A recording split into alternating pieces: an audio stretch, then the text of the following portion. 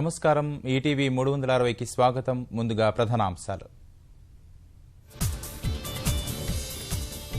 సమస్యలపై దృష్టి పెట్టండి, అభివృద్ధికి బాటలు వేయండి. కలెక్టర్ల సదస్సులో ముఖ్యమంత్రి కేసీఆర్ పిలుపు.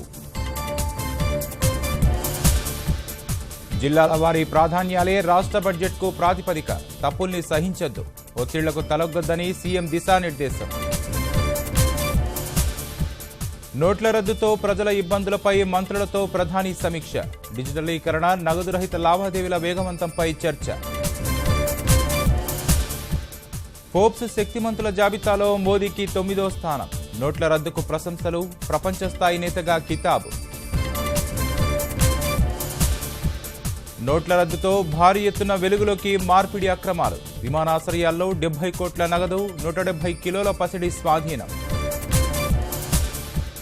నేడు సభా వ్యవహారాల సలహా సంఘాల భేటీ. ఖరారు కానున్న అసెంబ్లీ శీతాకాల సమావేశాల ఎజెండా. ఉధృతంగా అక్రమ లేఅవుట్లు, భవనాల కూల్చివేతలు మరింత విస్తృతపరచాలని హెచ్ఎండీఏ అధికారుల నిర్ణయం. విద్యుత్ ఛార్జీలు తగ్గించుకునే పనిలో జీహెచ్ఎంసీ. శీతాకాలం ముగిసే వరకు కార్యాలయాల్లో ఏసీలు బంద్.